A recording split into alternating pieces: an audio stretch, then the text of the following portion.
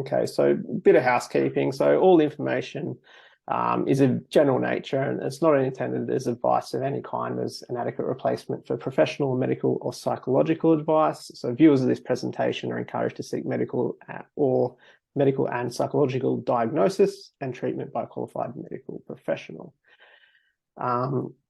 Also, we have this presentation will be recorded and available on our website. So if you don't want to show your face, that's fine. You can turn the camera off. That's totally up to you. The format is going to be a short presentation followed by a Q&A at the end. And if you have any questions, because you're the only one on here, maybe just leave them to the end, and I'll answer them at the end. Maybe if you want to write them in the chat as you go, or write them on a piece of paper if you have something, then you don't forget them when you get to the end. So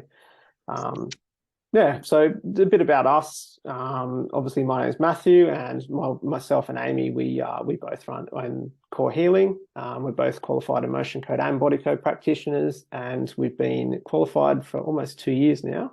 In February, it's coming up to 2 years. So today, with the presentation, I just wanted to explain how I use the emotion code to change my subconscious beliefs. Because when we sort of change our beliefs, we change the way we see the world, and different things start to change in our life. So obviously, a belief is something that we accept as being true or truth. And obviously, most of our beliefs are formed when we're children, and they're based on our experiences, the environment around us, and the people around us, predominantly our parents and the main people in our lives. Now, when our beliefs get stronger, when there's a lot more evidence to support those beliefs.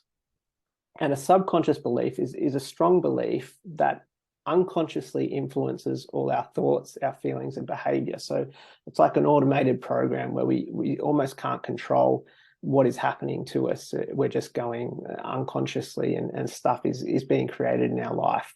And a lot of the time it's stuff that we don't want to create in our life, and we get stuck trying to find out why does this keep happening to us is probably the most common sort of phrase that you hear from people. Why does this keep happening to me? And it's all this subconscious, unconscious belief system that is buried deep down. So I'm going to use an example of myself today, just so you can get an idea of how these subconscious beliefs and how we can shift these different beliefs.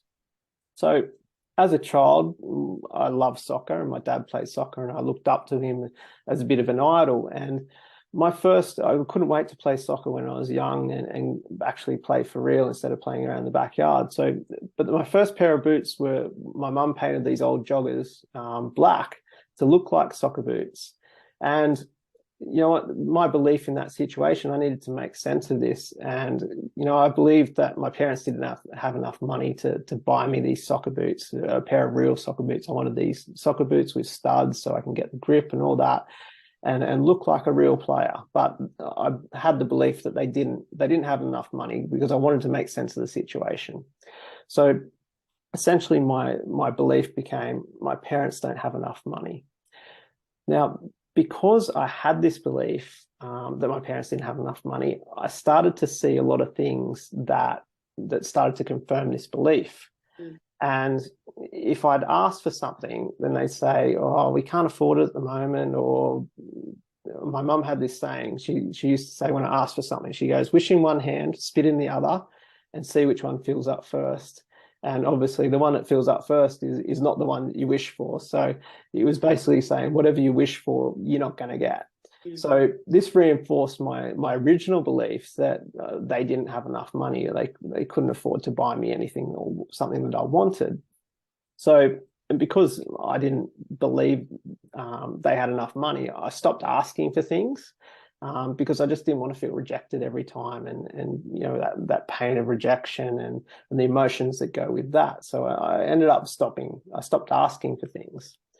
But the thing was, what I'd see is my sister, who's a couple of years younger, she'd go and ask for something, and she'd always get it, and it just made me so confused. And I'm thinking, why could they afford it for her and not for me? And it just made me feel unworthy. It made me feel angry at her. I felt angry at her because I was like, why are you asking mum and dad for money? They can't afford it, and you're putting more pressure on them. They're going to have to go out and earn more. So what started with the core belief of my parents didn't have enough money, it started to grow, and it became money is hard to come by because they didn't have much money. Money is tight. We only have money for the basics. We can't waste money. And then when I sort of was witnessing what my sister was getting, it became, well, I don't deserve money because they're not giving me it. I'm not good enough. I'm not worthy of money. So it's like the brick here and the structure. And the first belief is that brick. It's the first layer. And then all of a sudden, the things we start to see in our perspective start to grow on that. And we start to build that belief structure around that. So this essentially this original belief was just constantly reinforced, and then it turned into an automated belief structure in my subconscious, and everything around it starts to create and make you feel that unworthiness and all those different things. So where this sort of emotion code comes in is I believe like all our beliefs and experiences are like the bricks, and you know the emotions we go through that are linked to these experiences, these are like the mortar. So when we have this belief system here, and we keep putting these bricks and the emotions and the emotions are the mortar. A brick wall that's full of mortar, it's very strong, it's very structured, it's very like it's hard, it's thick, it's hard to break, it's very strong. Whereas and so that's obviously our beliefs and emotions are like that bricks and mortar. When we have those emotions that go with these beliefs, they're a lot harder to change, and as I said, like the brick wall is much stronger with that mortar in there. So for me, when I started clearing out the trapped emotions with the emotion code, it was like taking the mortar away from the bricks.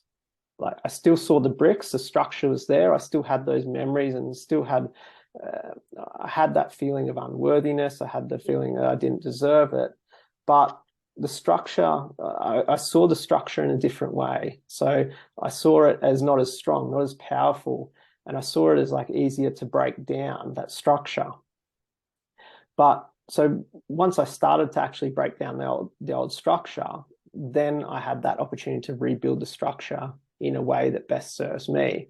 And I think that's where a lot of people get stuck is they have the emotion code, and I did as well. I had the emotion code, and I'll just remove all the emotions and everything will be better.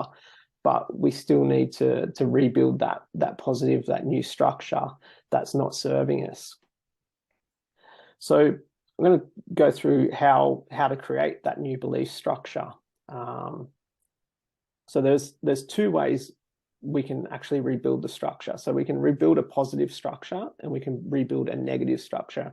And these are very similar, but they're very much different when you actually look at it and understand it. So, and as I said, this is important to understand so we can build the right structure, because we don't want to be building that old structure again, unconsciously building that old structure back up and putting ourselves in the same patterns essentially.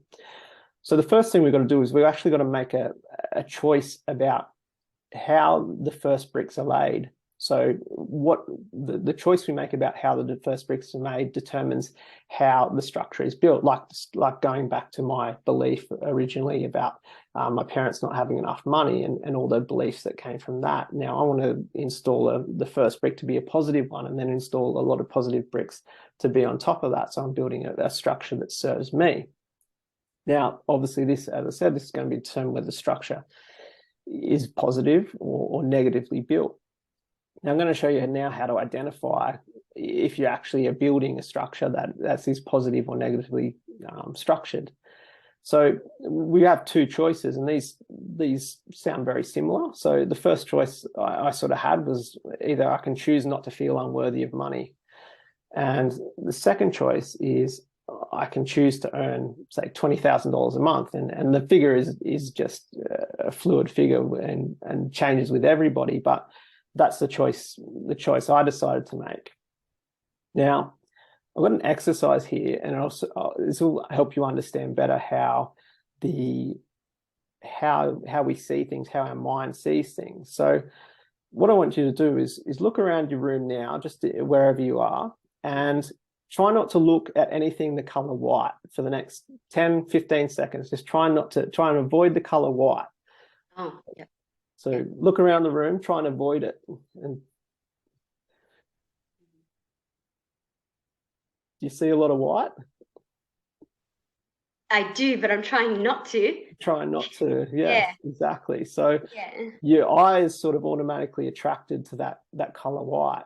And then as soon as you see it, it's like, I've got to get away from it. And Yeah. it's hard not to see those things because Yeah.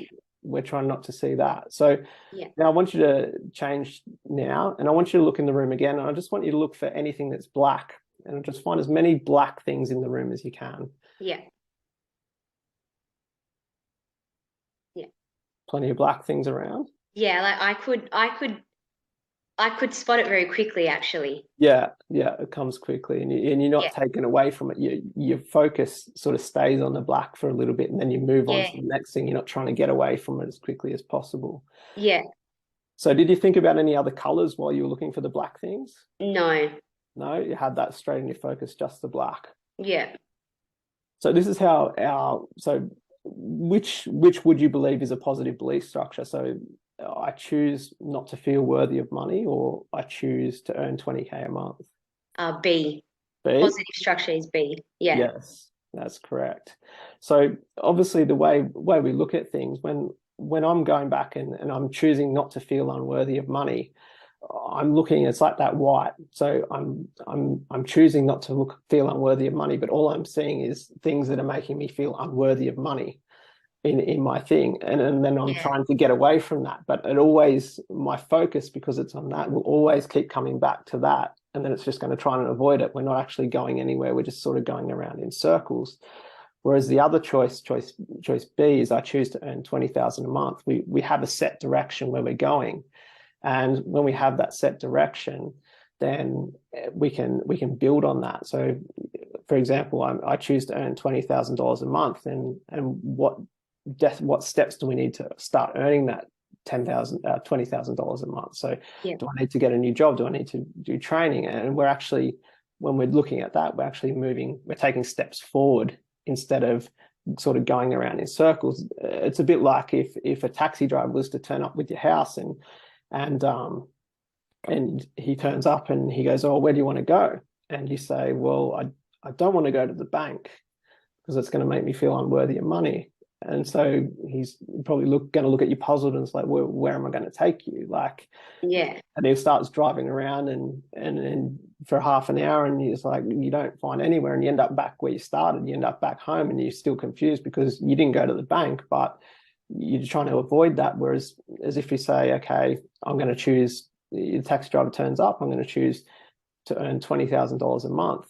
And you might say, okay, well, I know I want to earn $20,000 a month, and can you take me to the university, or can you take me somewhere that's going to help me find a new job or a job interview? You have that set destination where you're going to head to. Yeah. And that structure is going to build off that in a positive structure. So when we start to take actions that align with the choices we're making of that new structure, we're sort of reinforcing them with those positive emotions, the momentum we're getting. And the stronger the new structure becomes, it actually makes the old structure weaker. So for example, going back to these two structures, I choose not to feel unworthy of money. We might buy ourselves maybe a gift or something to try and make ourselves feel unworthy, but it's not getting us any closer to earning 20K a month and making us go that way. So there's a lot of different things and actions. If we're not taking the actions aligned with our goal or our end result that we want, the structure is just going to stay the same, and we're not going to get anywhere. So that's when we don't spend the time to rebuild the structure. What we're going to rely on a lot of willpower to get what we desire. And most of the time we fail with willpower. Yeah. And a lot of the time, even if we get there with willpower, what happens is you're going to get sabotaged, and you find it very hard to hold on to whatever you do get, because the subconscious is still not safe. Willpower can only hold out for so long. Now, coming back to this, like the brick wall, what we consciously think, and this is what I was consciously thinking, like I'm consciously thinking I'm worthy of this earning $20,000 a month, but my deep belief structure was, you know what, I'm unworthy of this money. And our conscious mind is only in charge 5% of the time. Our subconscious is in charge 95% of the time. So that's where the willpower is trying to overpower 95%. Or 90% swing in the difference, and that's why it is so very hard to use willpower. That's why we need to sort of start moving and changing that belief structure. So most of the time, our actually belief structure creates our focus, and obviously our focus creates that reality of what we see. Like going back to looking at the colors, when we focus on black, we're seeing a lot of black. When we're trying not to look at white, we're still seeing the white. Yeah.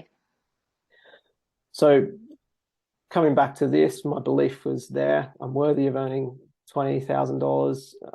My belief structure was I'm not worthy of this. So I tried to consciously go for this. It just always ended up back where I started. It always come back. It always snapped me back to where I was because of that subconscious belief pattern. Yeah, and this is why I felt so stuck and I felt blocked, and you feel like you can't do it. And that sort of reinforces the negative belief structure because you can't get there. So what you're doing is you're adding to that negative, and you get further away from where you are. So obviously I believe consciously I could do it, but unconsciously my beliefs were I wasn't having any of it. So obviously when that doesn't equal that, we're not going to get it. So what I need to do is obviously change the belief structure so they're both equal, and this is when things start to flow. Because we're essentially automating what we want in our life. We're not just relying on willpower to get it. So our beliefs and our thoughts obviously equal our belief structure. 100% of our energy is going directly to creating what we want in our life, and that everything flows. And we still get our challenges along the way, but everything seems to become a little bit easier as we go through those. So the same principles of this can apply to anything: health, relationships, career, any aspect of your life. We can apply that same principles to finding that, removing those trapped emotions, starting to remove that belief structure, and then rebuilding it to a positive, more beneficial belief structure to help you move on in your life. So that was it for the presentation. So have you got any questions relating to the presentation? It was pretty straightforward. It was really good because when I actually had first started doing the emotion code, like I didn't really understand it. So to have an understanding of it is really good. Yeah. There was a question that I had about actually releasing the trapped emotions in a session. Yeah. Is there, like, how many would you say on average gets released in a session? So in our sessions, at the moment we do sessions for about half an hour. So if we're doing a emotion code session, usually on average, we're going to be about 15 to 20 emotions in a session. For a body code session, it's probably about 15 to 20 imbalances. Okay. So we're quite efficient at getting through stuff now. And both of us sort of pick up a lot of stuff intuitively as well. So the way we sort of work is what I feel like there's certain patterns come out through the sessions. Maybe sometimes it's a type of trapped emotion, sometimes it's situation, sometimes it's a particular age. So what can happen is we tend to pick up stuff intuitively, and we can sort of steer you in the right direction. So sometimes it might be a belief or an unconscious belief, for example, or something that you might need to go back and work on yourself and try and resolve. So a lot of the guidance that comes up in the sessions, sometimes a lot of the time is a sort of a hidden message behind what is actually coming up. So you're sort of getting the trapped emotions released, so the energy release, which is great, but you're also sort of getting that guidance still of maybe the next step forward and maybe what you need to work on to move forward again with your journey. So, I mean, there's not, as far as practitioners, like it's hard for us to do everything for you. There's still stuff there that we have to do. And there's sometimes there's stuff that we recommend and say, okay, I think it's going to be beneficial going to see this person or doing this, for example, or reading this book or reading this article or doing this exercise and stuff like that. So it's, it's, as I said, once we never know what comes up in a session. And it surprises us all the time, some of the stuff that comes up. But I feel like there's always a sort of a bit of guidance in the session that we pass on to the client, so to help them move forward as well in their journey and help them heal as well out of our past our capabilities anyway. So awesome. Well, at the moment I don't have any other questions. That was my only one. Yeah, no, that's all right.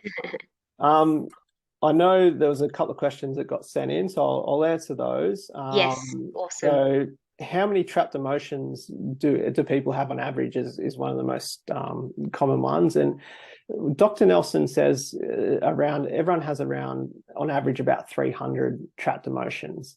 This is obviously an average. Like I've probably released well over 1,000 on myself. Because I was someone who, as a kid, was like suppressed my emotions. As I said in the start of the presentation, I stopped asking for things because I didn't want to feel rejected. So every time I'd want something, and I'd hold back from asking, and I'd suppress that energy there and asking, and feel worthless about asking, and all that sort of stuff. And so for me, I feel like I had a lot of stuff there that needed to go. And I mean, a lot of people ask, do I need to release everything before I feel better? And the answer is no. A lot of the time, sometimes people can have 1 or 2 sessions and just gets them that shift to keep moving, that gets them a bit of momentum. It's like going back to the wall. It just sort of shatters that belief structure a little bit and allows them to see differently, allows them to change tact and work things out in their life. Some people need a lot more. Some people have a lot of stuff that they've held on to during their whole life, and it takes 10, 15, 20 sessions, even more sometimes, to really get on top of things with that. So the other question I had was, how many sessions will I need? I think pretty much everyone asks that, and it's one of those things that it's like the piece of string. And as I said before, some people will get a good, after a couple of sessions, they'll feel good and they might not feel like they need anything for a while, and then they might come back for a couple of sessions later, or 2 or 3 down the track. But it all depends on the person. It depends on how much work you've done, how many other things you've done.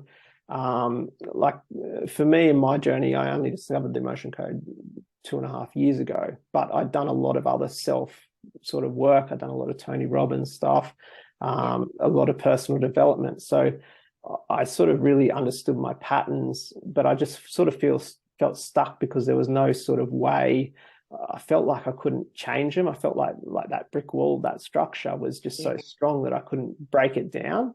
Whereas as soon as I had the emotion code, I was able to break that, like the emotional energy up, and the structures just were a lot easier to break down, and I could make the positive changes that I needed to move forward. So some people, if it is the start of their journey, it might take 10, 15 sessions to really get you moving if you've done nothing else, and maybe if you haven't got that awareness of yourself.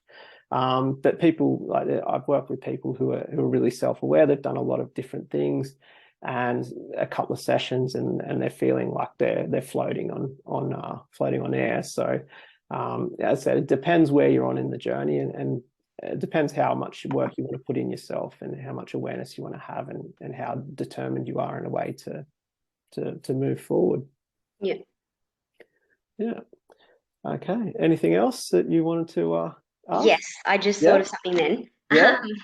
Do you offer face-to-face as well? We do offer face-to-face, so it can be done usually through Zoom, face-to-face. Usually at the moment it's by request, but we're sort of changing our packages up at the moment. So we're just sort of evaluating everything, and we're just going to have a bit of a redo of everything. So probably next month we're going to have a few different packages available. And yeah, we'll have that face-to-face option, probably more on the website, so you can choose that. Oh, like as in, sorry, do you mean as in Zoom, or I Oh, mean on Zoom, yeah. in No, person? no, we don't do in Okay. person. Yeah, It's all remote. It's all yeah, remote. it's all Yep, yep, remote. Yeah. yep, So we work from home, and with what yeah, went on through COVID and all that sort of stuff. Like if we have a practice, we've got to pay the rent. yeah, If you get shut down for anything, yeah, anything in particular, like a lockdown or anything, you're throwing money away down there. So yeah, yeah, we decided to work from home. We wanted to choose a business that fit in with our lifestyle as well. So we're choosing it sort of on our terms, and that's how we wanted to work. We're doing it remotely, yeah, and yeah, doing it online. And a lot of people, we do the recorded sessions as well. A lot of people sort of don't know what to expect to start, but once you actually experience the recorded sessions, like there's not a lot you can actually do in a session. Like it's only maybe sometimes help us identify what the emotion is. yeah, But a lot of the time, like because we've done so much of this with the muscle testing, we're quite quick at being able to discover and uncover what needs to be released about the emotion, what needs to be identified, and yeah, release it anyway. So yeah, we're quite efficient at that, and we find when we're recorded, we can get more done in a session because there's not as much talking, interacting. So yeah, more value to the customer as well. So yeah. yeah, Okay. Yeah, that's all from me. yeah, no, Yeah. awesome. All right, well, that's it. That's all the questions we had. I'll wrap that up, and thank you for joining us tonight. And Awesome. yeah, No worries. Nice to meet you. yeah, lovely to meet you too. And enjoy the rest of your night.